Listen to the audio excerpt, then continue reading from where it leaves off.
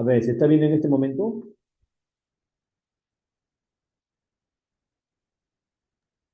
Ahora sí, doctor. Muy bien, excelente. Entonces comenzamos la actividad. Bueno, el tema que vamos a tratar son los accidentes por animales venenosos en nuestro país.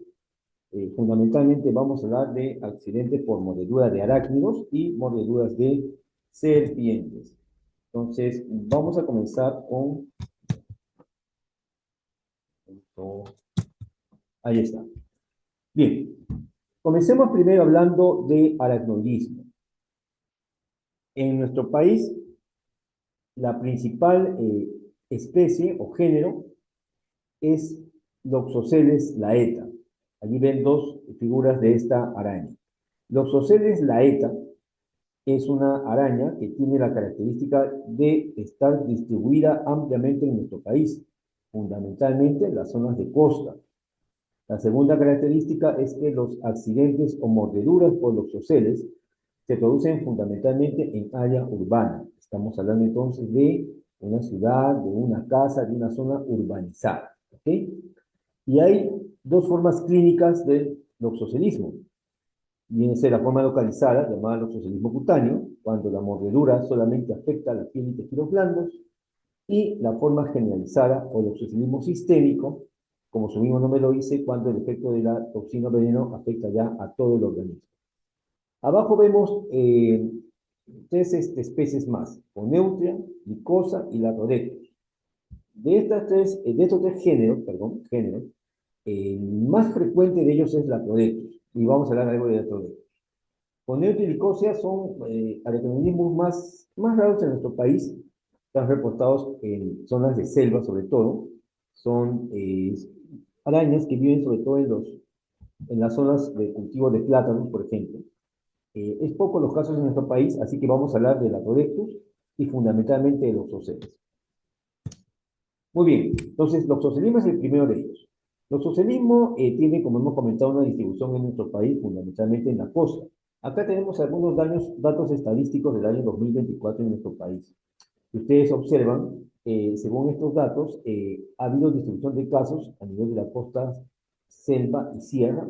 Según esta estadística, ha habido más casos en la sierra de nuestro país. Sin embargo, de manera global, porque esto es del año 2024, de manera global, la mayoría de los casos pertenecen a la región de la costa. Y cuando vemos acá en esta segunda tabla un consolidado entre 23 y 24, vemos que los departamentos de San Martín, que está en zona de selva, Lima, la ciudad de Lima, Arequipa, son los que tienen la principal casuística de accidentes por los oceles. Pero vuelvo a repetir, esto es un detalle de estos últimos 2 años. No tengo todavía a la mano las estadísticas del 25.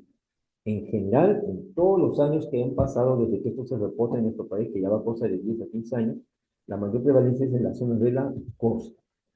Bueno, lo primero que debemos conocer, doctores, es cómo identificar a la araña Loxoceles para que luego hagamos nuestro diagnóstico de manera adecuada. Loxoceles, que ahí tienen una imagen, posiblemente muchos de ustedes la hayan visto en sus casas también, tiene hábitos nocturnos. Es una araña que no está de día caminando por allí, sale fundamentalmente de noche. La otra característica es que es una araña solitaria, ¿correcto? Y en realidad no ataca al hombre. El único momento en el cual lo ataca y lo muere es cuando se siente amenazada.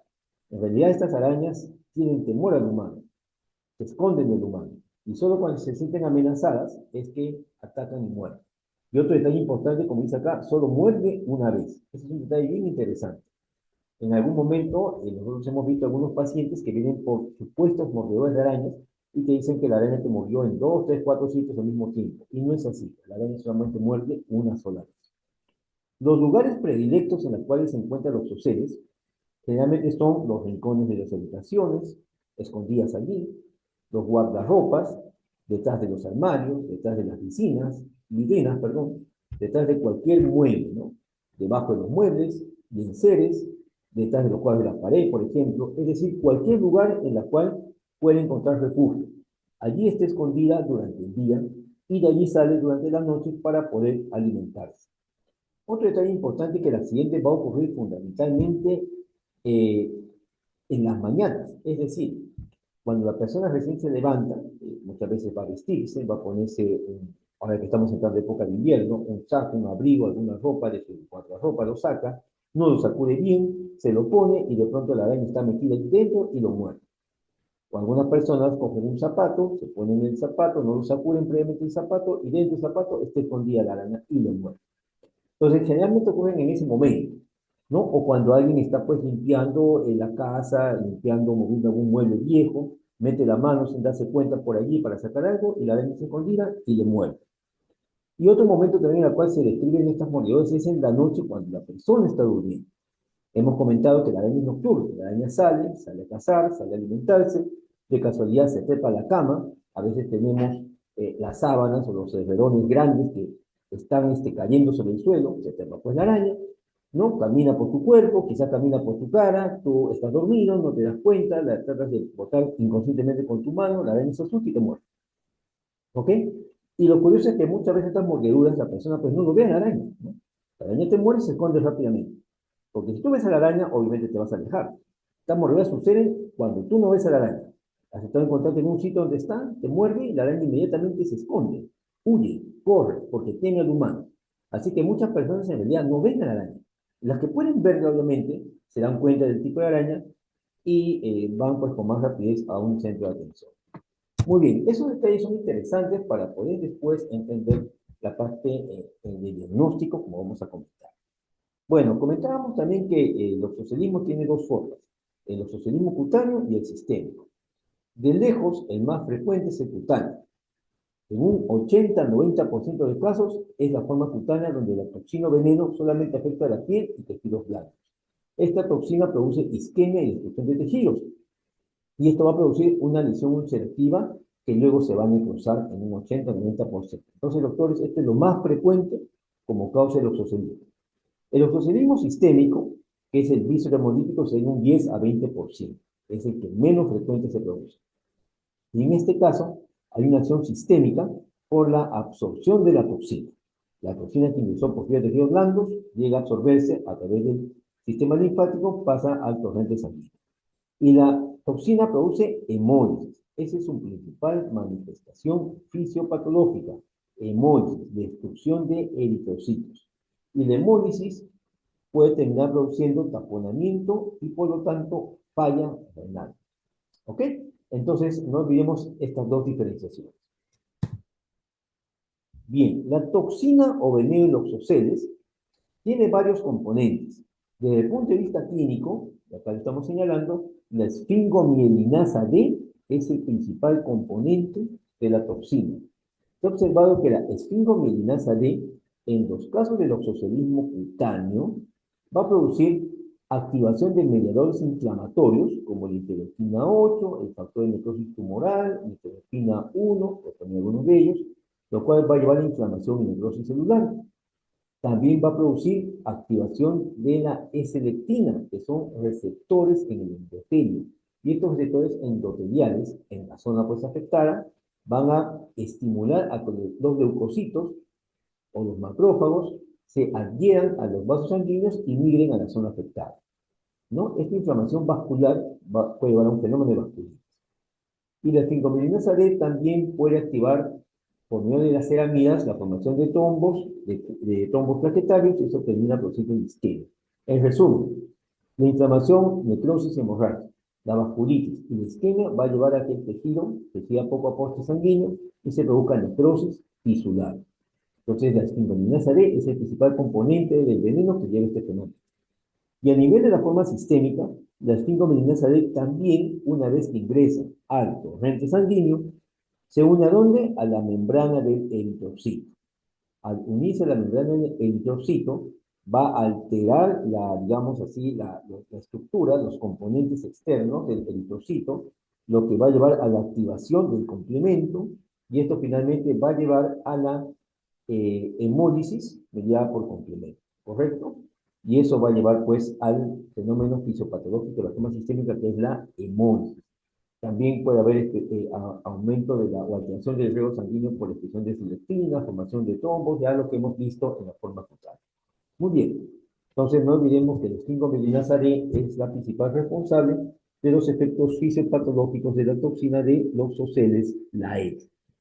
Pasemos ahora ya a las manifestaciones clínicas. A ver, doctor, tenemos acá el obstruccionismo cutáneo, que hemos comentado, es la forma más frecuente, un 80 a 90%. Vemos que la mordedura, cuando la araña nos muerde una persona, al inicio puede haber un dolor que puede ser de intensidad variable. Significa que a algunos les duele bastante, a otros les duele regular o muy poco. Sin embargo, a las 2 horas o incluso hasta las 4 horas, ya ese dolor va a ser un dolor más, digamos, permanente, más intenso, porque ya empieza a haber isquemia de los tejidos. Y hemos comentado que los fenómenos hemorrágicos, los fenómenos de trombosis y de vasculitis e inflamación llevan a la isquemia de los tejidos, ¿no?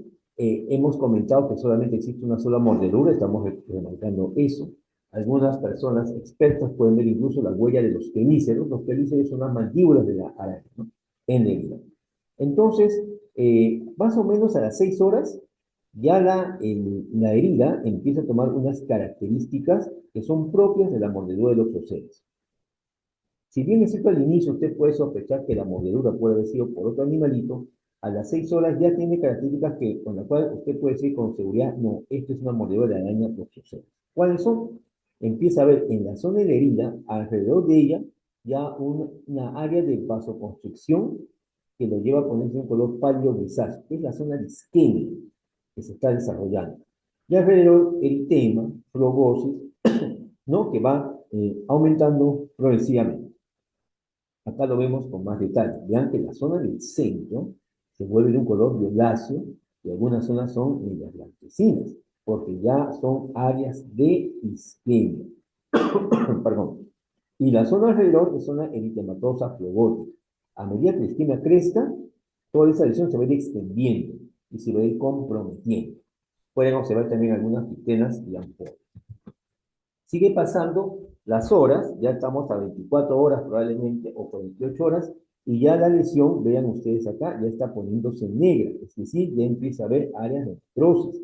Vean que toda la zona blanca ya se extendió. Es una zona de isquemia de tejido. Todo esto va a ir finalmente a necrosis, porque este tejido está impactándose. Y alrededor la zona flogótica inflamatoria que acompaña todo proceso inflamatorio, ¿no? Entonces, esto tiene un nombre desde el punto de vista clínico que le llaman la placa niveloide. Nosotros le dicen por ahí la mancha marmórea, también he escuchado decir que le dicen. La placa geográfica también he escuchado por ahí que le llaman. Lo cierto es que esta es el segundo nombre lo dice, una zona extensa, una placa con estas características que hemos comentado. Finalmente esto se necrosa. Acá vemos la misma mano, la cual, vean acá, ya está completamente necrosada, tejido muerto. Ya para que llegue a necrosis han pasado por lo menos sus 4 a 6 días, ¿ok? Quizá un poquito más. Acá ya lo han abierto, lo están limpiando, ¿no? Porque hay que limpiar esta zona. Pero vean cómo todo ese dedo afectado se ha comprometido porque el veneno progresivamente lo fue afectando. Eso es típico de una mordedura por araña loxoceles, ¿ok? Acá tenemos otros ejemplos.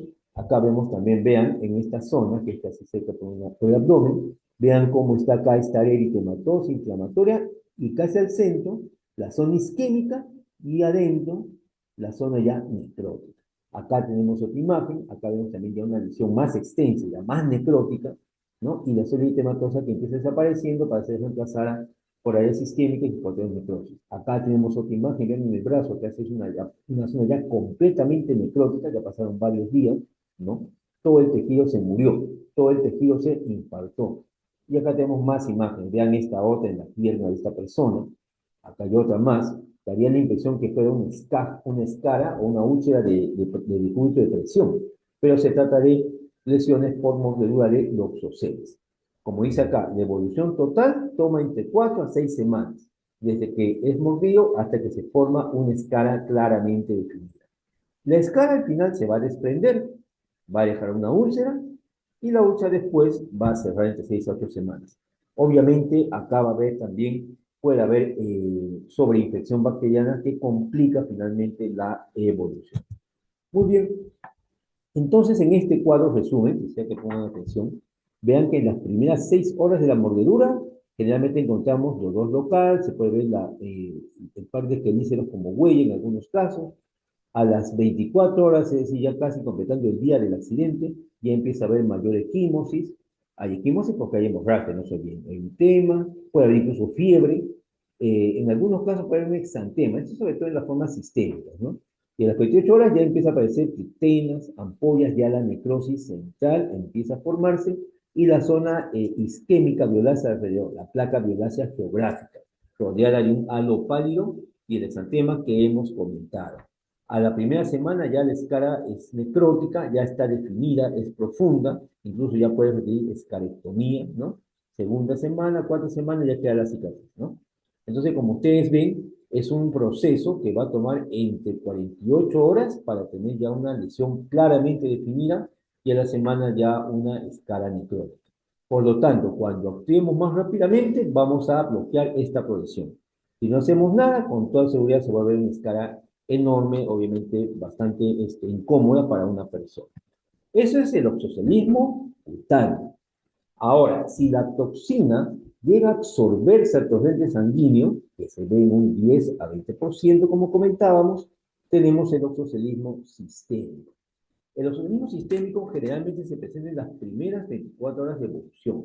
Por ahí he encontrado alguna literatura que los tienen incluso hasta una semana, pero lo más frecuente es que en las primeras 24 horas del accidente se produzcan las manifestaciones de cuadro sistémico, en caso que esto se suceda. Entonces el paciente ha tenido la mordedura, pero en las primeras 24 horas se empieza a presentar de pronto manifestaciones clínicas de falla renal. Hemos dicho que el principal sustrato fisiopatológico es la hemólisis. La hemólisis produce, ¿cómo se llama esto? Hemoglobinuria. La hemoglobinuria produce taponamiento renal. Entonces el paciente empieza a presentar manifestaciones de falla renal. Después empieza a tener oliguria. El paciente que usted sospecha que le ha morido los oceles, de pronto empieza a decir que observa que la orina empieza a bajar de volumen, que está orinando menos, está teniendo oliguria. Puede ser que la orina se vuelva rojiza, tiene hemoglobinuria probablemente, o hematuria. Y esto se ve en las primeras horas cuando ya se está convirtiendo en una forma sistémica. Puede haber fiebre, ¿correcto? Puede haber mialgias, artralgias, de pronto empieza a presentar ictericia, una ictericia que es ya por hemólisis, no necesariamente por falla hepática, sino por hemólisis. Y todo esto le afecta pues, al paciente, puede tener náuseas, vómitos, etc. Usted hace los análisis de laboratorio, pide orina y va a encontrar hematuria y hemoglobinuria. Analicen la sangre y encuentran que la úrica y empiezan a elevarse porque empieza a haber falla renal. El hematocrito se va al suelo y empieza a haber manifestaciones de hemólisis. Los reticulocitos aumentan, la lactato deshidrogenasa aumenta, la bilirrubina indirecta aumenta. Su paciente está hemolizando a consecuencia de la toxina de los oxoceles, forma sistémica. Este paciente va a morir de falla renal aguda. ¿Ok? Tenemos que manejarlo entonces en el contexto de evitar eso o de llevarlo a diálisis si es que es necesario, si es que la falla renal es bastante severa. Muy bien. Doctores, ¿se está escuchando lo que hablamos, correcto? ¿Sí? ¿Alguien que me confirme? Sí, Sí, doctor. doctor. Excelente, muy bien, gracias. Bueno, entonces ustedes, como médicos, cuando vean esta situación, tienen que definir tres cosas. Primero, cuando tengan a una persona que acude y le dice, doctor, me ha mordido una araña, vea que está mi herida, usted tiene más o menos que, primero, determinar si la araña que le ha mordido es oxoceles o es otra araña. Para eso, podría usted preguntarle a la persona que describa la araña. Pero habitualmente la gente no lo hace, y si lo hace, no lo hace tan bien. ¿Ok? Entonces, como que no ayuda mucho.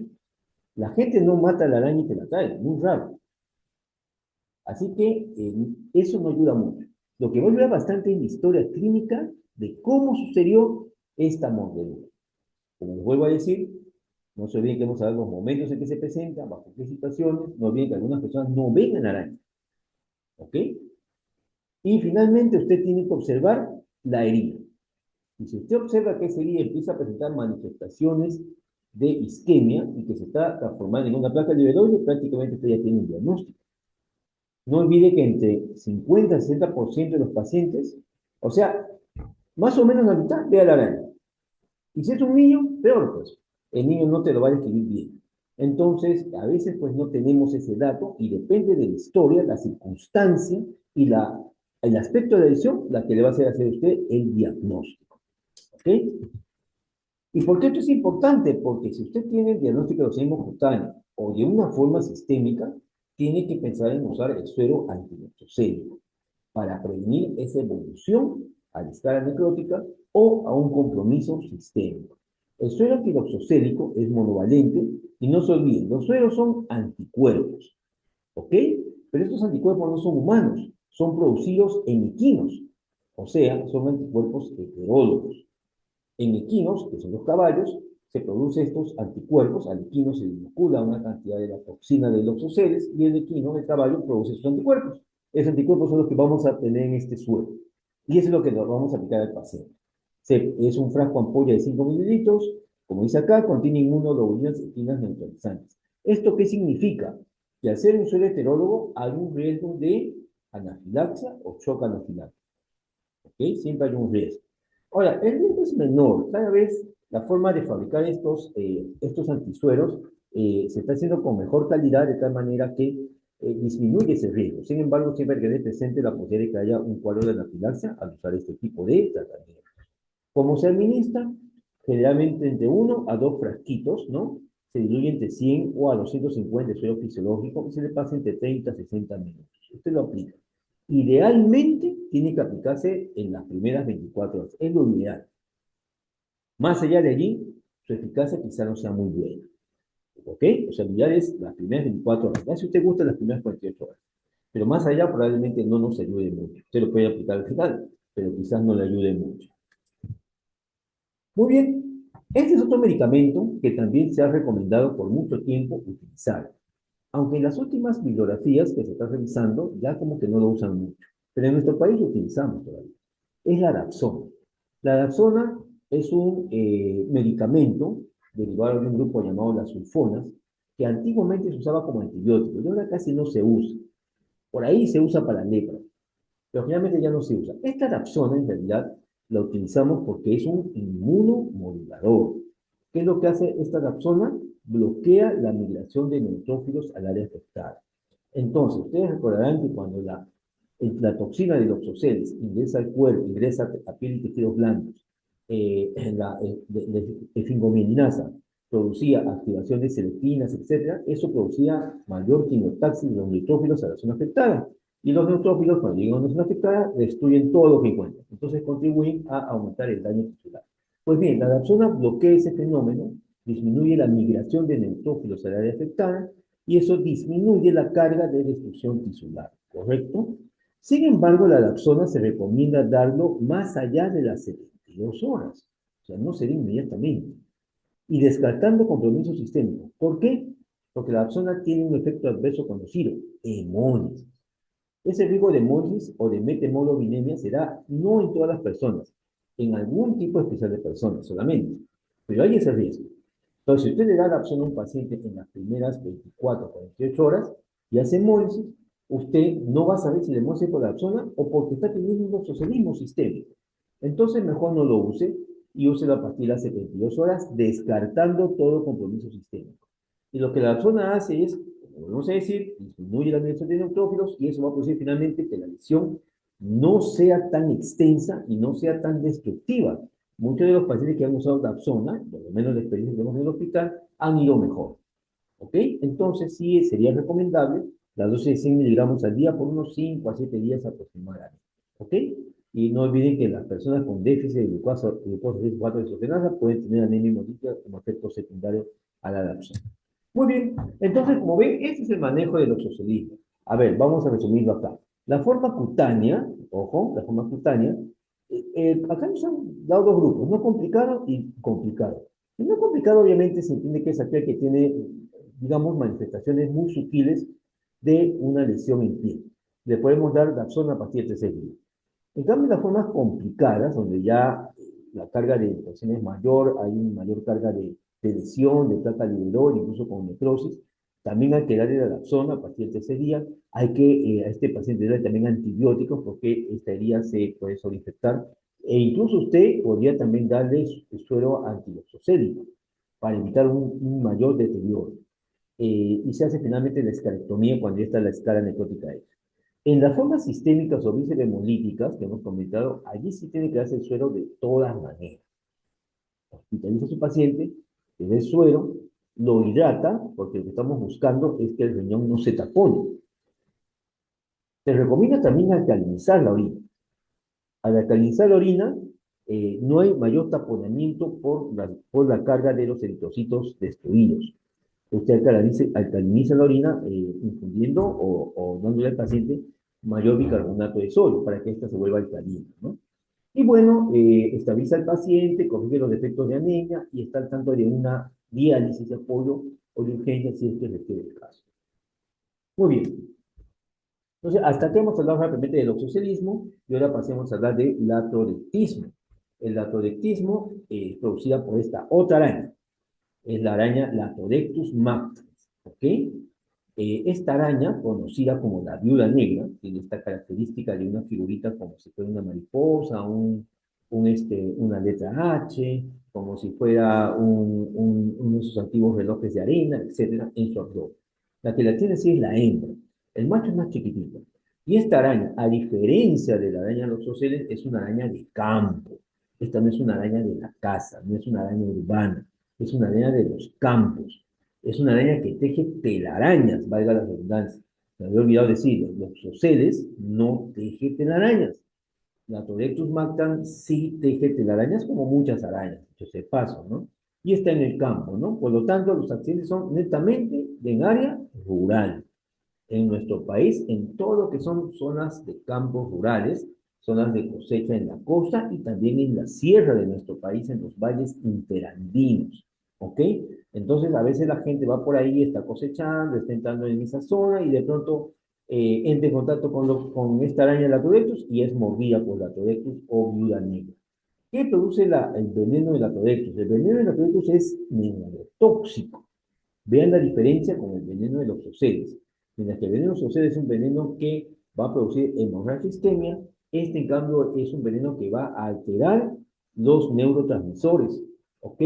Va a producir liberación de noradrenalina, acetilcolina, dopamina.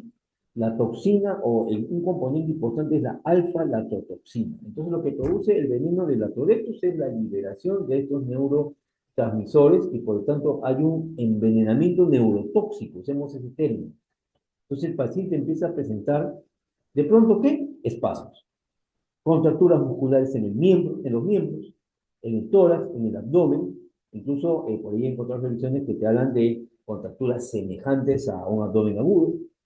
Como hay liberación de acetilcolina, puede haber una diaforesis o sudoración profusa, puede haber cianorrea, puede haber también diarreas, efectos de la acetilcolina, efectos colinérgicos. Puede haber también bradicardia por eso. Y por la liberación de noradrenalina, hiperreflexia, contracturas, arritmias cardíacas, crisis hipertensiva. ¿Ok?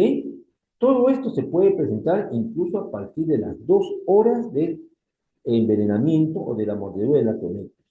Las crisis van a disminuir finalmente entre 48 y 72 horas. Durante todo ese tiempo, el paciente puede tener estas complicaciones y obviamente puede morirse por eso. Entonces, ¿cómo se trata? También hay un antisuero antinatodectus.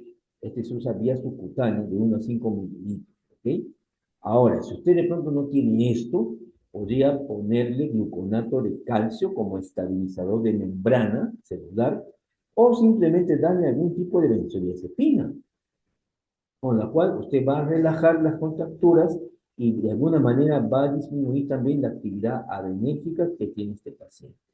Entonces, con eso podría también usted controlar su accidente por la latrodectus.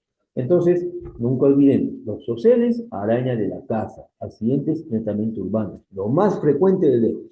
Latrodectus, accidentes en el campo, en la zona rural, lo menos frecuente. ¿Ok?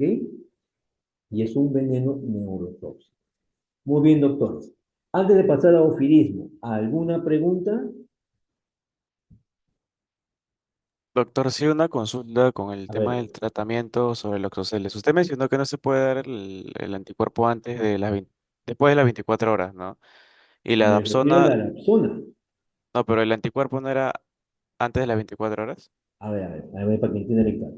Cuando usted me está hablando usted del antisuero, ¿ok? Ajá. El antisuero se da cuando usted tiene una sospecha de una forma sistémica por heterozocelismo, o cuando usted ve que el inocelismo cutáneo está en una progresión, digamos, severa, ¿ok? Eso nos tiene que dar idealmente en las primeras 24 horas de la mordedura, o hasta 48 horas. Es lo ideal. Es decir, viene su paciente, la mordedura pasó hace 6, 7 horas, está a tiempo de dar. Viene su paciente, la mordedura pasó hace 12 horas o 18 horas, está a tiempo de dar. Viene ese paciente y la mordedura pasó, ya había pasado 24, 36 horas, de todas maneras debe. Viene ese paciente, ya pasó 4 días, probablemente no le ayude mucho, ¿ok? Ya no sería recomendable dar, ¿ok? Esa es la idea, ¿ya? O sea, no es, creo que es entendido que se tiene que dar después de 24 horas, no. Se tiene que dar entre las primeras 24 o 48 horas del accidente, que es donde mejor eficacia va a tener. Cuanto más precoz, mejor, obviamente, porque usted va a bloquear de manera más rápida el veneno de los oxoceles y por lo tanto el resultado del daño por esta toxina o veneno va a ser mucho menor. ¿Ese es lo que entendiste o no Sí, quedó muy Doc, claro? sí. Ahora sí, a todo claro. ¿Ya? Gracias. Ok. Y la Dapsona, por si acaso, eso se recomendará después de 72 horas porque puede producir hemólisis si le damos más antes y podría enmascarar la hemólisis que podría originar el veneno. Esto se recomienda así pasadas 72 horas. Muy bien, doctores, vamos a seguir avanzando y ahora pasemos a ofilismo. El ofilismo es la mordedura por serpientes. En nuestro país, en el Perú, tenemos dos familias importantes como causas de ofilismo. La familia Lapidae y la familia Viperidae, conocidas de manera general como víboras. ¿Okay? En la familia Lapidae tenemos el género Micrurus. Y acá vemos la fotografía de una serpiente del género Micrurus, que es una serpiente llena de anillos de colores. En realidad es muy vistosa. Y acá tenemos la familia Viperidae o víboras, donde tenemos tres géneros importantes en el Perú. El género Botox, el género Lachesis y el género Crotalus, que es importante que los conozcan. Acá tenemos la imagen de una de ellas, que es la serpiente del género Crotalus, la serpiente cascabel. Muy bien. Bueno, en el caso del ofilismo, cuando, si es que en algún momento tienen oportunidad de atender pacientes, realmente pacientes que viven en zonas rurales, en zonas de selva, muchas veces el paciente o la persona que es mordida por una serpiente logra matar a la serpiente y a veces te trae la serpiente. Eso personalmente a mí me ha pasado cuando he trabajado en Chanchamayo, que es zona de selva de Junín, te traen la serpiente para que la veas, pues, ¿no? Y le digas si puede ser o no venenosa. Ahora, en realidad, la gente de la zona, la gente del pueblo que vive allí, ya sabe que serpiente es venenosa y cuál no, ya los conoce la serpiente. Habitualmente las serpientes venenosas de la familia Viperidae, es decir, las víboras, tienen estos colmillos que están, digamos, perforados, acanalados, ¿no? Por un conducto que va directamente a la glándula venenosa. Entonces, a través de la mordedura, inocula el veneno, la serpiente lo hace obviamente para alimentarse de alguna presa, de un animal, y cuando nos muerde, por mala suerte, nos inocula el veneno. Esto es típico de las serpientes de la familia Viperidae, las víboras. Ojo con lo que estamos hablando. Pero también tenemos otras serpientes de la familia Lapidae. Entonces acá tenemos para diferenciarlos. Vean que en el caso de las víboras o familia Viperidae, ya hemos hablado de los colmillos anacalados, también tiene un ojo donde la pupila generalmente es vertical, ¿ok? Tiene su nariz y al botar la nariz tiene una estructura que le llaman la foseta lateral, que es un órgano termorreceptor, es decir, capta la radiación térmica que emana un ser vivo. Y a la serpiente le sirve para ubicar pues alguna presa, algún ratón, algún mamífero del cual se alimenta. Es como que ve el calor que cada cuerpo emana. Esa foseta lateral no se encuentra en las serpientes que habitualmente no son venenosas. ¿Ok? Es una forma de diferenciar. Las serpientes no venenosas habitualmente, generalmente, no tienen una pupila lineal como si se presenta en las víboras. Acá es una pupila más circular. Tienen que tener una idea de una pupila lineal. Si algunos de ustedes tienen de mascota un gato o un gatito, vean los ojos de su gatito en el día. Van a ver que los ojos del gatito en el día son lineales. Bueno, más o menos así debe ser el ojo de una piperidal. Mientras que en la noche el ojo del gatito es circular, negrito, más o menos como una serpiente no venenosa. Es solamente como una forma de orientarse, ¿no? Entonces, y los colmillos de las serpientes no venenosas realmente son más chiquititos, en comparación con los colmillos grandes de las serpientes de la familia Viperidae. Ahora, estas características de serpientes no venenosas, sin embargo, sí se pueden presentar en las serpientes de la familia Elapidae, la que tiene el cuerpo con anillos de colores, ¿ok? Mientras que la viperial es las otras características que hemos estado comentando, ¿ok? Acá tenemos otra imagen para, digamos, un poquito enfatizar esto. La familia Viperidae o víboras tienen la cabeza, vean, en forma de un triángulo, ¿ok? Ahí está. Tiene la forma de un triángulo. Acá está su fosita lateral, su pupila elíptica. Las serpientes no venenosas, resaltemos acá, tienen la forma ovalada, no tienen foseta lateral, correcto, la pupila es redonda. Y las serpientes de la familia Lapidae, las corales, tienen características muy parecidas a las no venenosas. Vean que la cabeza también es redondita, tampoco tienen foseta lateral, el ojito de la pupila también es circular. Pero acá las delata sus bandas o anillos de colores, ¿no? Muy bien, doctor. De estas serpientes, de lejos, las más frecuentes, en un 99%, son la familia Viperidae. ¿Ok? Entonces, esas son las características de las víboras que debemos tener siempre en consideración. Y acá la tenemos, en este gráfico, tenemos acá la familia Viperidae y la familia Elapidae. Vean que la familia Viperidae es aproximadamente 99% de casos en el Perú. La familia Elapidae, 1%. Acá tenemos el Apidae, la familia, la especie Micrurus, ¿no? Que es la que produce esto, vamos a ver ya más adelante. Y la familia Viperidae, que es la más amplia, tenemos en un 96% el género Botrops, ¿ok? Tenemos el género Botrops, el género Lachesis y el género Crotalus. Vean que Crotalus en un 1%, Lachesis en un 3%, Botrops 96%. Entonces, de lejos, el ofilo que produce más accidentes en nuestro país es el género Botrops. Y tenemos algunas especies conocidas. El Botrops atrox, el Botrops atrox joven, el Botrops brasili, el Botrops virineatus. Ustedes por lo menos recuerden que se llama Botrops. Ahora, la gente local le pone sus propios nombres. Eso también es bueno conocer. Por ejemplo, en las zonas, bueno, por ejemplo, donde yo estuve trabajando en una época, que en la zona de selva central le llaman jergón. Pero al Botrops brasili le dicen jergón chuchupe por el Amazonas, ¿ok? Y a las serpientes laquesis le dicen chuchupe, entonces puede llevar alguna confusión. A veces los nombres locales confunden muchas veces. Entonces usted trate más que nada de ubicar por los nombres, digamos, científicos, ¿ok? Digamos. En nuestro país, claramente, los accidentes ofílicos son propios de las zonas de selva. Eso está más que claro. Pero no es exclusivo de la selva. También se ve en la costa. Y también se ve en Lima, ¿ok? Acá en Lima, en la periferia de Lima, estamos hablando de las zonas de Caraballo Comas al norte, estamos hablando de las zonas de, por ejemplo, las lomas de Yachay, eso está en Huaral, a lo mejor usted se ha visitado a pasear por ahí, es una zona turística, ¿ok? En las provincias ¿cómo se llama esta provincia? De Canta, ¿ok? También se reportan estos casos, ¿ok? En la provincia de Huarochirí, son parte de la selva de Lima, se reportan estos casos, entonces no es exclusivamente de la selva. Ustedes vean que en la selva, claramente de Loreto, San Martín, Ucayali, en todos los años, últimos años, acumula la mayor cantidad de casos. Por acá está Lima, vean que también Lima acumula algunos casos, ¿ok? Y otros departamentos más, ¿ok? El principal grupo afectado se concentra en la población joven y adulta, porque es la población que trabaja, la población que va al campo, la población que va a la chacra, la población que se mete dentro del monte, ya dice la gente en la selva, ¿no? A recoger fruta, a trabajar. Allí es donde se encuentran con las serpientes y allí es donde sufren estos accidentes ofílicos. El mayor riesgo se ve en el sexo masculino, probablemente por esta situación laboral. ¿Ok? Muy bien. Sigamos avanzando. Y ahora vamos a ver algunas imágenes de algunas de las serpientes o accidentes ofílicos frecuentes en el Perú. Acá tenemos, por ejemplo, a Botrops atrox. Botrops atrox es de lejos el Botrops más frecuente en el Perú como causa de ofilismo. Vuelvo a repetir, frecuente en las zonas de la selva, no solamente la selva amazónica, sino también la selva central, aunque acá no la han pintado mucho.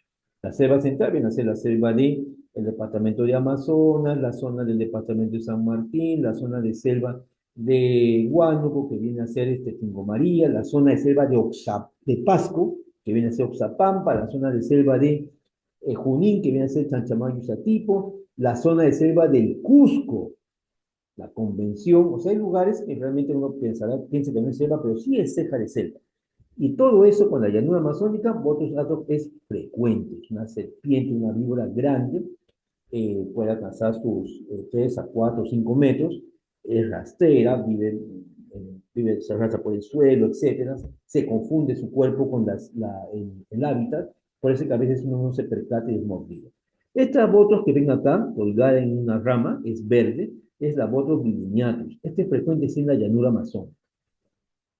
Ahora está muy de moda los paseos turísticos, el turismo de aventura. Hay que tener mucho cuidado con eso, porque esta serpiente está colgada de las ramas y realmente se confunde. O sea, no es fácil verla. Acá la vemos claramente en la foto. Pero en la práctica, uno camina por ahí, viendo las ramitas, está feliz, tomándose fotos, tomándose selfies, sin darse cuenta puede estar la serpiente a su costado colgada y le puede morder. O sea, es una boto arborícola, ¿ok?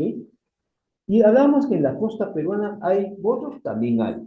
Acá tenemos, vean, en la costa peruana y acá en Lima, este boto que es el Bothus pictus, no es el Bothus atox, es el Bothus pictus. Este Bothus pictus es más pequeño. Eso sí, es mucho más pequeña, pero la mordedura sigue siendo tan potente como de Bothus atox, ¿ok? Tenemos también acá otro Bothus berlingeri, este está más descrito en las zonas de la sierra, ¿no? En las zonas de los valles intermareales, ¿ok?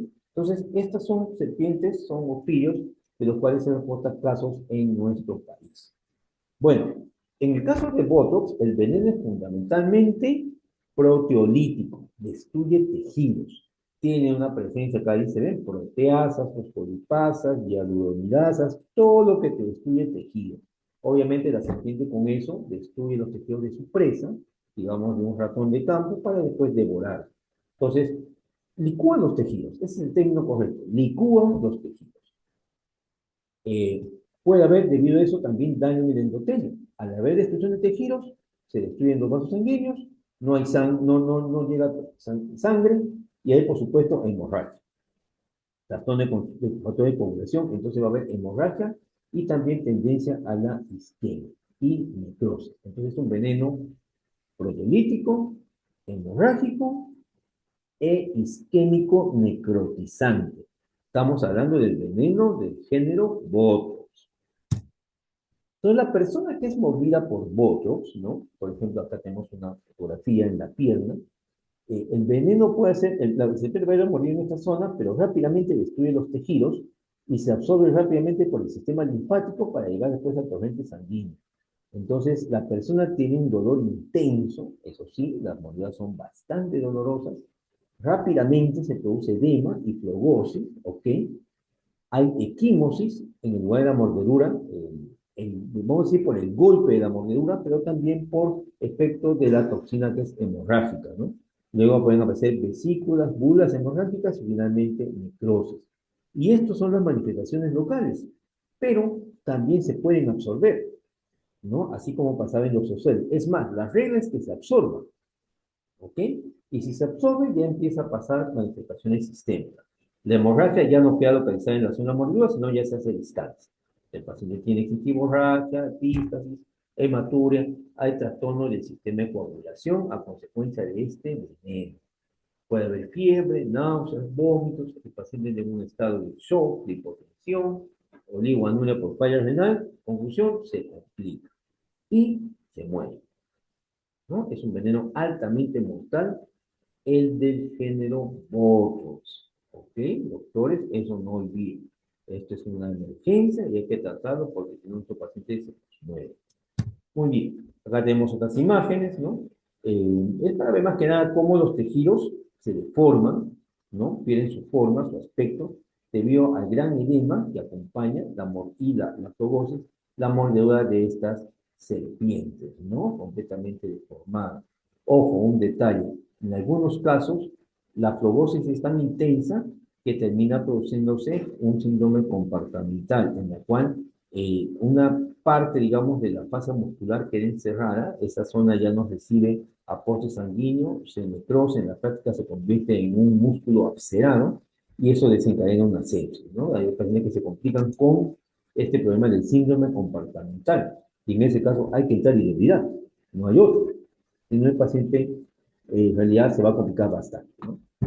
Ahora, pasemos a la otra serpiente frecuente en nuestro país. Hemos dicho que el primero fue el género Botox. Ahora pasemos al género Lachesis. Botox y Lachesis son víboras, familia Viperidae. No nos confundamos, no nos olvidemos de eso. Lachesis mutamuta, conocida como chuchupe, es bien conocido este nombre entre la gente de la selva, es una serpiente mucho más grande que Botox. Tiene aproximadamente entre 8, incluso hasta 10 metros. Es grande este, la chuchupe. Vive, esta sí es netamente de la zona amazónica. No se describe chuchupe en la selva central o lo que llamamos la selva alta. Es sí llanura amazónica, selva del Amazonas, Loreto, Pucallpa, Madre de Dios. Es grande, vean que su aspecto confunde mucho con las hojarascas donde está localizada. Entonces, es típico de las serpientes, se esconden, se camuflan para poder atacar a su presa, ¿no? Entonces, a una persona desprevenida sin darse cuenta, la puede pisar, qué sé yo, y es mordida por chuchupe.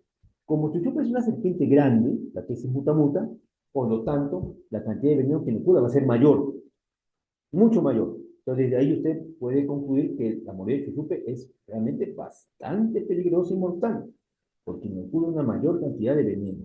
Y el veneno de la tesis mutamuta es muy semejante al protótipo. También es protolítico, también es hemorrágico, también es coagulante. Pero se ha observado que puede producir un shock vagal. También produce estimulación de acetilcolina y puede haber un shock vagal, ¿no? El paciente puede tener diapólisis profusa, puede tener diarreas, temblor de cuerpo, como una intoxicación por órganos fosforados, ¿no?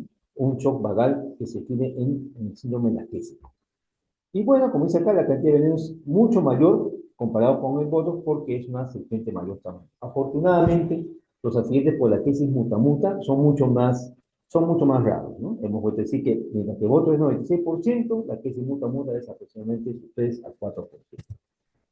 Y la tercera serpiente de la familia Viperidae, vamos a ver las víboras, doctores, no se confundan, es el género Crotalus, conocida como la serpiente de cascabel, serpiente muy conocida incluso en las películas.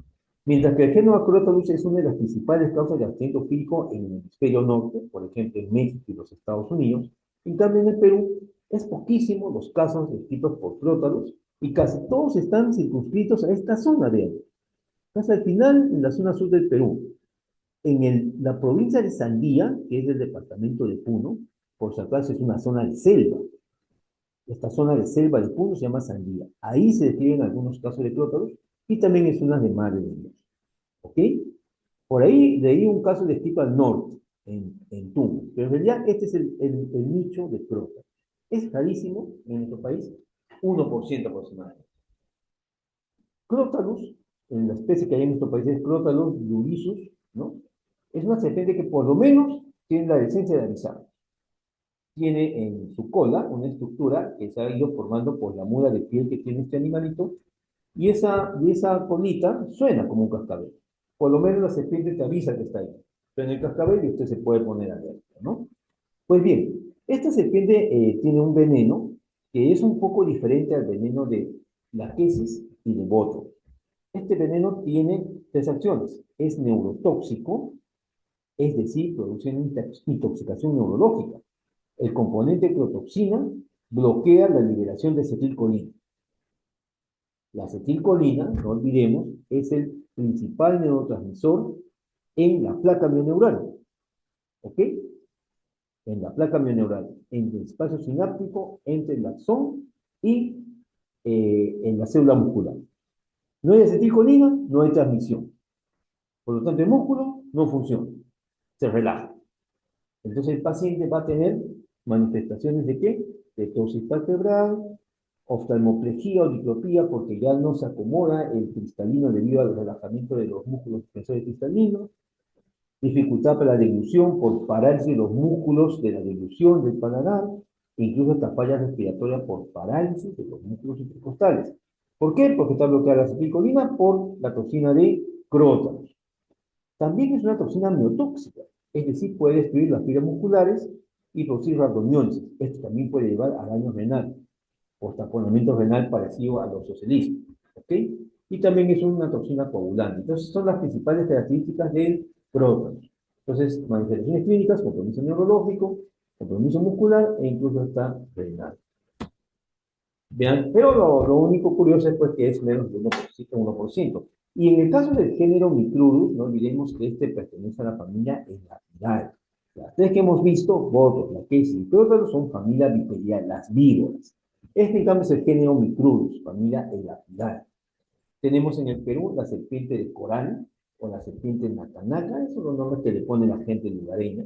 Micrurus tiene unas bandas de colores que la verdad la hacen bastante bonita, bastante efectiva, parece un collar de cuentas muy bonito. Pero es una serpiente pues, venenosa, su toxina también es neurotóxica y en este caso se parece mucho a Próteos. También va a bloquear la acetilcolina, en este caso por competición, y por lo tanto produce también un compromiso neurológico que ya hemos comentado, ¿no? Una fase tipo miastenia gravis, ¿no? Debido al bloqueo de la acetilcolina, incluso con parálisis en los nervios a distancia, ¿no? Eso es lo que produce el género Micrurus, y que, como hemos comentado, también es una especie o un científico bastante raro en nuestro país. Muy bien. Entonces, doctores, a ver, hasta aquí creo que todo entendido, ¿correcto? ¿Alguna pregunta? Muy bien, todo claro. Entonces, pasemos ya se nos acaba el tiempo, a hablar sobre cómo es el manejo, el enfoque de estos casos. Primero que todo, usted, cuando tenga un paciente con mordedura de serpiente, tiene que disminuir la absorción de veneno mediante unas medidas básicas. Y luego, neutralizar el veneno que ya se absorbió. ¿Cómo? Poner un suero antiofílico. Para disminuir la absorción del veneno, hay algunas medidas básicas simples, pero que ayudan bastante. Lo primero que caso es una emergencia, lo otro es que el paciente tiene que tranquilizarse. Esto que parece tan obvio no es muy fácil porque una persona, cuando es mordida por una serpiente y la gente sabe qué serpiente es venenosa o no, tiembla de miedo y se asusta porque sabe claramente que puede morir. La gente está asustada, el paciente está obviamente bastante nervioso, y eso que lleva a que aumente la absorción. Al haber mayor descarga renal por el temor, el nervio, ¿no? Los nervios que tiene el paciente, lo que está angustiado, asustado, eso va a generar mayor circulación, mayor absorción de veneno. Entonces hay que tratar de alguna manera de calmarlo, tranquilizarlo, darle la seguridad que lo estamos atendiendo. Y lo otro importante es inmovilizar la zona afectada. Si es una extremidad, hay que tratar de inmovilizarla como si estaríamos frente a una fractura, ¿no? Se le pone una férula, se le enyesa. Porque la actividad hace que el veneno se absorba más. ¿Okay? La zona se tiene que lavar con bastante agua y jabón, algo tan simple y elemental. Agua y jabón para eliminar toda la toxina que puede haber quedado, por lo menos en la parte más superficial de la herida, ¿no? Entonces usted calma a su paciente, pone una férula en la zona afectada, lo lava con bastante agua y jabón e inmediatamente lo lleva a un centro de salud o al lugar donde corresponda para ponerle el antídoto. ¿Ok? Lo puede hidratar el paciente también. Entonces, estas medidas básicas ayudan bastante para disminuir la absorción del veneno. Son simples, ¿verdad, doctores? Pero hay que tratar de hacerlas. No se recomienda aplicar torniquetes. El torniquete, como ustedes saben, es tratar de ajustar por encima de la herida para evitar que la sangre circule por allí y los absorba. Entonces uno le pone pues un torniquete, algo que lo ajuste, ¿no? Pero no se sugiere acá porque el torniquete empeora la isquemia. No se olvide que este es un veneno que produce isquemia. Y la mayor absorción va por el sistema linfático, no por el sistema, no por la sangre, no por el sistema linfático. Y con el toniquete usted va a bloquear el flujo sanguíneo, más no el flujo linfático. Entonces, como que no va a ayudar mucho. Tampoco es bueno realizar cortes. Algunas personas agarran su cuchillo en el campo, lo cortan para exprimir y sacar todo el veneno. Lo van a empeorar porque el veneno es hemorrágico. Se va a complicar, va a sangrar más. Y mucho menos, no se la den de héroes, ¿no? Como sucede en algunas películas. Algunas personas en las películas se ve que empiezan a succionar el veneno, ¿no? Absorben el veneno para escupirlo, ¿no? Y salvar a la víctima. Eso no hace más que complicar las cosas, ¿no? No es conveniente porque en realidad el veneno se puede absorber por las mucosas, la mucosa oral. Entonces el que está de héroe succionando el veneno puede tener también envenenado. Pero no es recomendable tampoco eso, muchachos. Y se lo cuento porque en el campo a veces hacen estas cosas las personas. ¿Ok? Mucho menos se pone hielo, corriente eléctrica en platos que hacen a veces los lugareños. Nada de eso. Basta con agua y jabón, inmovilizar, calmar al paciente y enferudar la zona afectada. Y una vez que la llevamos ya a una zona de atención, tenemos que poner el suero antiofílico. El suero antiofílico también es un suero heterólogo. también es hecho en equinos o caballos, ¿no? Se saca el veneno de la serpiente, se inocula el veneno a una dosis pues no tóxica en el caballito, el sistema inmune del caballito fabrica los anticuerpos y esos anticuerpos se sacan y ese es nuestro suero antiofílico. ¿Ok? Tenemos suero antiofílico polivalente para todos los tipos de botos. Suero antibotópico polivalente. Tenemos un suero monovalente para la tesis y un suero monovalente para crotas anticrotales. Vean que es importante por eso, más o menos diferenciar y saber identificar frente a qué tipo de ofilismo tenemos, para no poner un suero errado, ¿no? Y si usted tiene dudas, mándese a ganador y váyase de frente al antibotrópico, porque usted sabe que el antibotrópico es de lejos el más efectivo. ¿Ok? Bueno, ¿cómo se administra? En 500 centímetros cúbicos, de 250 a 500 de cloruro de sodio, usted lo diluye y lo pasa en 30 a 60 minutos. Nuevamente, igual que en los sucede, lo ideal es en las primeras 24 horas, pero a veces eso pues no sucede. Hay personas que son movidas en el campo. Nuestro país pues es un país donde en la zona rural no hay comunicación. Esa gente a veces se va caminando a pie por trocha. E incluso está a horas o días de un centro poblado. Entonces a veces el paciente llega cuando ya pasó más o menos 36, 48 horas y no más. Entonces usted igual tiene que poner el antisuero. Idealmente las primeras 24 horas, correcto, estamos de acuerdo, porque va a disminuir las complicaciones. Pero llegó un poquito más tarde, pues póngale también, ¿ok? Ahora, antiguamente se decía que se pone una sola vez, porque si usted pone de nuevo, al ser un suero heterólogo, puede ser que haya una reacción anafiláctica. Eso también ya no se aplica mucho. Se puede repetir el suero más veces, obviamente con el cuidado del caso, porque es cierto, una nueva exposición puede llevar un riesgo de anafilaxis. Pero a veces es necesario porque muchas veces la cantidad de veneno inoculado es tan grande que requiere más antisuero. ¿Ok? Como dice acá, ¿qué cantidad de antisuero voy a aplicar? Depende del cuadro clínico de ofilismo. Por ejemplo, si la mordió una anaquesis mutamuta, tiene que aplicar bastante suero. Depende de la forma de presentación, si es una forma leve, moderada o severa, si es leve, menos suero, si es severa, mucho más suero. Vamos a comentar eso más adelante. El tamaño de una serpiente. Si bien es cierto, las serpientes más grandes inoculan más veneno, no olvidemos que las serpientes pequeñas, las serpientes bebés, las serpientes llamadas vigoresnos, a pesar de que son pequeñitas, aplican poco veneno, pero muchas veces ese veneno es más potente. Eso está demostrado. Las mordeduras por vigoresnos son mordeduras que se deben considerar severas. Pero doctor, es una serpiente chiquitita, bebé, no interesa, doctor. Vigoresno tiene un veneno mucho más concentrado y tóxico. Mordedura por vigoresno debe ser considerada como severa. Depende mucho del tiempo de llegada al centro de salud, como hemos comentado, ¿no? Si llegó rápido, le puede aplicar una menor cantidad. Si demoró mucho, quizá más, porque hay más suero que sea absoluto. Bueno, esto del hábito alimenticio es muy difícil de saber. Se refiere a que si la serpiente ya había comido, ya había utilizado su veneno, tiene menos veneno y por tanto te muere y te inocula menos.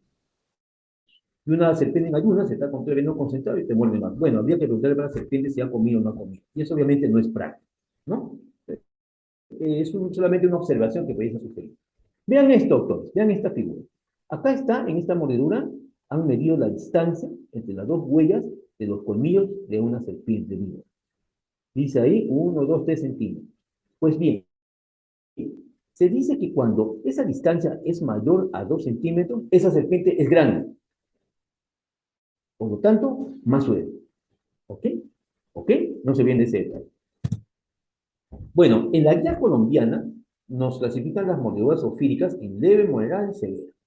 Leve cuando las necesidades son pues solamente locales, dolor, edema, eritema, etc. Moderada cuando ya hay mayor compromiso local, ya puede haber incluso criptenas, manifestaciones hemorrágicas, usted le hace sus pruebas de sangre y encuentra que ya el perfil de corazón está alterado, cosa que no está en la formación. Y severa cuando ya hay claramente compromiso sistémico, ya el paciente está consagrado a distancia, está vomitando, ya las sustancias demuestran un mayor compromiso, etc. ¿Ok? Es una forma como ellos clasifican de moderada severa. ¿Puede servir de ayuda? Sí puede servir de ayuda, porque a veces esto se cruza. La otra forma que ustedes se enfocan es por el síndrome. Si el paciente viene, da mordido una serpiente y encuentra que está con un cuadro hemorrágico tras una coagulación, eso probablemente sea una mordedura por botox o por laquesis o un ofilismo por vigoresno, ¿no? Si encuentra un cuadro mionecrótico, probablemente sea laquesis y también crótalos. Ojo, acá no lo han puesto como crótalos. Y si hay un compromiso neurotóxico miasténico, eso debe ser crótalos o debe ser el accidente por las serpientes de la familia Dapidae o Micrurus, las serpientes que parecían unas cadenitas de colores. Entonces, según la manifestación clínica, usted también puede más o menos inducir o deducir qué tipo de serpiente estamos haciendo. Ven acá esta otra tablita, es bien curiosa. Cuando hay un accidente botópico, si es leve, usted debe aplicar entre 2 a 4 frasquitos de toxina. Si es moderado, 5 a 8. Si es severo, llega a 12. Es una buena cantidad. En el caso del aquésico, de frente 10 a 12, porque se considera severo. Hemos dicho que esta es una serpiente grande y por ende nos incluye una gran cantidad de veneno. Si es el apírico, también severo, 8 a 12. Y si es clotálico, también severo, 8 a 12.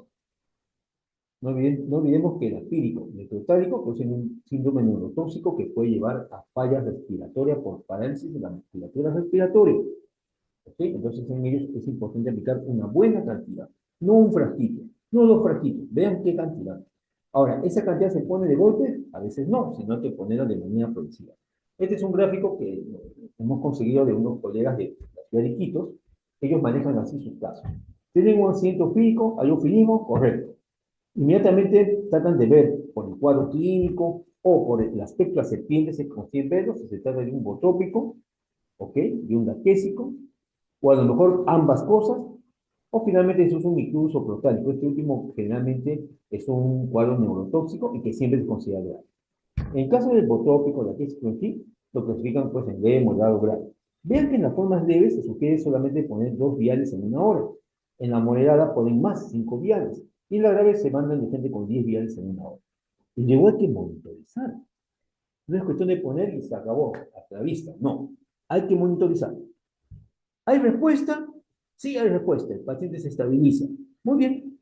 Inmediatamente le damos una nueva dosis de mantenimiento, pero en menor cantidad. ¿Qué pasa si no se estabiliza? Inmediatamente le aplicamos otra vez 5 viales más. ¿Cada cuánto tiempo administrar? Según cómo evoluciona. Ellos recomiendan que si el paciente es grave y no ha mejorado, digamos que sigue sangrando, sigue con coagulopatía, sigue con manifestaciones críticas, después de los primeros bolos, usted puede volver a aplicar. Y si sigue así, le podría incluso volver a aplicar 2, 3 o 4 veces por la magnitud de la lesión. Pero no olvidemos que cada vez que apliquemos, siempre hay un riesgo cada vez mayor de una reacción anafiláctica. Usted tiene que estar al tanto, entonces, de que esto no suceda, y obviamente tiene que ir sopesando riesgo y beneficio. No es pues muy fácil esto, como ustedes entenderán, ¿no? Pero a veces la cuestión crítica nos obliga a este detalle. Acá hay una prueba, que es bueno conocerla, que le llaman la prueba del todo o nada. Esta prueba la usan en Iquitos y la usan en zonas rurales. Es bien práctica. ¿Qué hacen? El paciente está con su mordedura porfía. Muy bien, usted le aplica el anticuerpo. Excelente. Espera más o menos una hora y le saca sangre. Observa la sangre, más o menos 2 a 3 mililitros, lo pone en un frasquito. ¿No me acuerdo? Muy bien. Y pasados unos 20 minutos o 30 minutos, usted lo pone costado. Usted sabe que la sangre se va a coagular. Si se coagula, entonces ya no hay toxina, o es mínimo, tratamiento exitoso. Pero si pasados 20 minutos no se coagula, ¿ok? Entonces el veneno todavía está allí. Hay más veneno. Falta más, por lo tanto, más antiveneno. Es una forma práctica por la cual ellos monitorizan la eficacia o no del tratamiento con el antisuero. ¿Ok? Muy bien. Entonces el tratamiento es urgente, hay que dar los antídotos lo más pronto posible. Recomiendan marcar el borde del eritema y el edema para después, más adelante, con el tratamiento, ir viendo si este aumenta o si este disminuye. Es una estrategia bien interesante. Usted tiene la mordedura, lo marca con un lapicero y si a la hora ve que sigue extendiendo, se está poniendo mal. Y si ya no se extiende y empieza a bajar, está yendo bien. Repetir cada 4 o 6 horas los exámenes correspondientes, básicamente de la coagulación, el examen de orina, el hemograma, etc. Se recomienda vacunar contra el tétano porque la cavidad oral de los ofilos vive Clostridium tetani. O sea, hay que vacunarlo contra el tétano, de todas maneras, a estos pacientes. El manejo de dolor con opioides, hay que evitar los AINES porque puede provocar sangrado o daño renal, como ustedes bien saben. Si hace síndrome compartamental o necrosis extensa, cirugía. Debilidad. Transfundir los sangre, factor de coagulación. En el caso de un paciente con falla renal por mordedura, por ejemplo, de Crotalus, diálisis. En el caso de una falla respiratoria por parálisis de la musculatura respiratoria, por una mordedura de Crotalus o de Micrurus, ventilación mecánica, etc. ¿Ok? Los corticoides, en algunos casos los usan, en otros casos no los usan. Es controversial. Sabe que el corticoide, con su eficacia antiinflamatoria y de inmunomodulación, podría ayudar, etcétera, etcétera. Bueno, esto es muy discutible. Unos lugares lo usan, en otros no. ¿Ok? No hay mucha evidencia al respecto. ¿Ok? Ya como una medida desesperada quizás lo usen. También se ha recomendado usar plasmaféresis en algunos casos, ¿no? Que también al parecer ayuda, pero nada de eso es todavía concluyente. ¿Ya? Es solamente anecdótico. Es bueno saberlo porque quizás en algún momento vamos a tener que utilizarlo. Muy bien, doctores. Hasta aquí, ¿alguna pregunta? A ver, doctor, ya estamos contra la hora, así yo creo que avanzamos rapidito. Estas tres últimas diapositivas. Hemos hablado de aracnoidismo, hemos hablado de ofilismo, y ahora solamente vamos a hablar rápidamente de otros animalitos que pueden producir accidentes o envenenamiento. El primero son los escorpiones, el escorpionismo, conocido también como alacranes. Tenemos en el Perú estos dos tipos de escorpiones o alacranes. Este amarillito, que es muy conocido, a veces está en las casas, ¿ok? A lo mejor alguien lo ha visto en su casita. Pertenece al género Aduroides, Aduroides lunatus de la costa. Es amarillito, es bonito. Este alacrán o este escorpión en realidad no es venenoso. Su mordedura duele bastante, pero calma con antiinflamatorios. Así que no es venenoso. Mucha gente se asusta cuando le muerde un alacrán, en realidad no es venenoso. El que sí es venenoso es este de acá, es el género Titus. Este escorpión negro, que es mucho más grande, sí produce una toxina que es una toxina también neurotóxica, parecida, dicen, a la de la Latodectos. En el Perú se han escrito casos aislados. Es más frecuente en la selva del Brasil, que es nuestra frontera. Y se hay casos de muertes por este género Titus. Pero bueno, acá en la costa no lo tenemos, pero sí en la selva amazónica. Luego, tenemos el caso del lepidopterismo. ¿Qué es el lepidopterismo? Es el contacto con algunas mariposas. Las mariposas nocturnas, conocidas como polillas, otros le dicen palomillas. Estas mariposas tienen en sus alas una serie de escamitas que digamos, flotan en el ambiente, ¿no? Y eso entra en contacto con algunas personas y les produce una dermatitis de contacto urticalizante. Esto no es veneno, es dermatitis de contacto. ¿Ok? Lepidopterismo. Tenemos otro que es el erucismo. En este caso, el contacto es con la larva de la mariposa. Esta es la larva conocida como oruga. Acá tenemos una especie llamada Megalopige ortecularis, otra es la Uraba lungens, otra es la Automeris, etcétera, etcétera. No es muy complejo. El erucismo es una dermatitis de contacto con, ¿qué? Con las vellosidades o pelitos de estas larvas. ¿Ok? Dentro del erucismo hay una forma de erucismo que sí es interesante. Es esta, doctor, el onomismo. El onomismo es una forma de erucismo producido por esta oruga de la especie Lonomia aquelosus y Lonomia obliqua. Son larvas u orugas de un tipo de mariposas de la familia Saturnidae. Pero en realidad la mariposa no es el problema es la larva, la oruga. Estas lonomias viven en donde? En la selva, zonas tropicales. Incluso se ponen en grupos, ¿no? Están ahí las larvitas paseando, comiendo, etcétera. Dicen que tienen su estructura en su cabeza la forma de una U, de un ganchito, etcétera, etcétera. Bueno, lo cierto es que estas espinillas tienen una toxina. Entonces, el contacto con ellas no te va a producir una dermatitis de contacto, sino una diátesis hemorrágica. La toxina del veneno produce una alteración de la coagulación que lleva a un sangrado generalizado. Hemorragia, epitas, hematuria, hematomas y las consecuencias de una intoxicación por lonomia severa lleva pues a falla renal, sangrado pulmonar, etcétera, etcétera. Complicaciones, incluso muerte. Puede ser fatal en un 4%. En el hospital de Valiati, hace cosa de unos creo que fue antes de la pandemia COVID, tuvimos un caso interesante de un ingeniero que se había ido a pasear a Iquitos, a Loreto, se había ido a pasear, no me acuerdo de este sitio, el Pacaya Samire, creo que se llamaba esta zona, ¿no? Y había estado paseando, feliz de la vida, ¿no? Turismo aventura, Y vio un árbol y se quiso tomar una foto ahí, se apoyó con la mano en el árbol y no se dio cuenta que en ese árbol había un montón de estas larvitas, hormiguitas, y obviamente se pinchó. No le dio importancia, se sacudió y no pasó nada. Cuando llegó a Lima, llegó y empezó a pedir equimosis por todo. Estuvo hospitalizada. Su cuadro clínico fue equimosis fundamentalmente, creo que también tuvo algo de matú. Lo curioso fue que pasaban los días y no mejoraban, persistían. En el Perú no tenemos suero contra donomia. Se tuvo que traer de Colombia. Recuerdo que se hizo una gestión rápidamente y se trajo un suero de Colombia a los 10 días, se lo puso a la paciente. Vean que había pasado 10 días, ¿ah? Y con eso mejoró. Uno dice, no, pero ya pasó más de 10 días, ya no va a ayudar. Sin embargo, ayudó. Recordamos claramente que mejoró. Y se fue ya. ¿Ok?